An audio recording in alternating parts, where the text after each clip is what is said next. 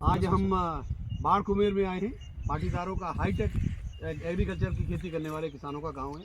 आलू प्याज लहसुन ये मुख्य रूप से लगाते हैं और यहाँ पर मैं समझता हूँ बहुत सारे लोगों ने हमारा ये खाद शिवोला है, दमदार जोड़ी का प्रयोग किया हुआ है। आज हम नरेंद्र भैया के खेत पे आए हैं।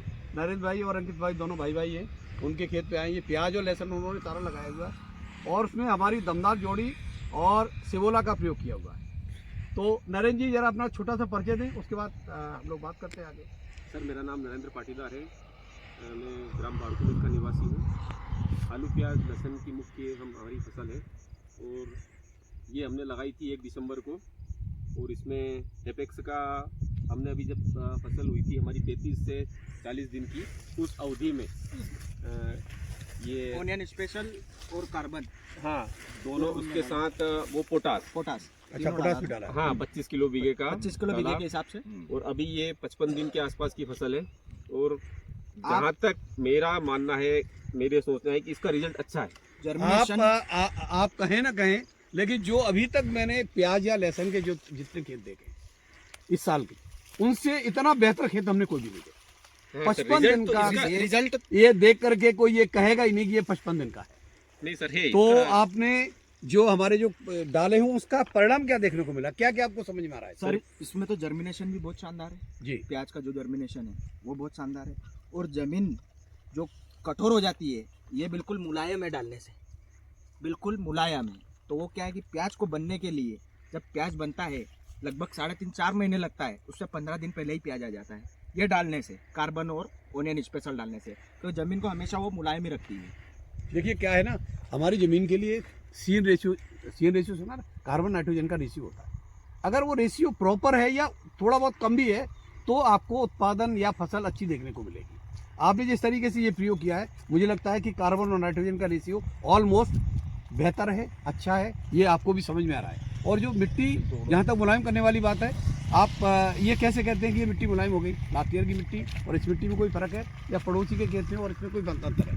अंतर है ना सर। 15 दिन पहले प्याज आ जाए नासिक, जब मैंने नासिक लगाया रुका 15 दिन पहले, जबकि मेरे बड़े पापा का और मेरा दोनों का साथ में लगा था प्याज, उससे 15 दिन पहले मैंने खेत से बाहर कर दिया प्याज, तो मुझे रिजल्ट मिला उस चीज़ का। अच्छा, गत वर्ष जो आपने प्याज लगाए हो, हाँ। लगा ही रहे हो, लगातार लगाते ही हैं। लगा। उस साल और इस साल के अगर उत्पादन ऐसे ही, ये भगवान ने चाहा सब ठीक इसी तरीके से चलेगा, तो उत्पादन जो आएगा आपको क्या लगता है बढ़ के आएगा सर। कितना परसेंट सर बढ़ लास्ट ईयर तो क्या धुंध ज़्यादा गिरी थी, उस कारण प्याज और लहसुन में काफ़ी प्रॉब्लम थी।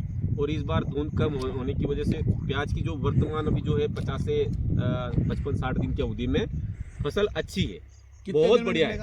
कितने दिन में निकलेगा ये? सर ये अभी लगभग 4 महीने का है टोटल। अभी समझ लीजिए सर 50 दिन तो और 50 दिन खड़े तो रहेगी सर। चलिए, बहुत बहुत अच्छा लगा आप लोगों से। ये बताएं कि आपको प्याज का यहाँ हमारे प्रोडक्ट का उत्पादन देखने में समझ में आ रहा है सर, कि क्या रिजल्ट है?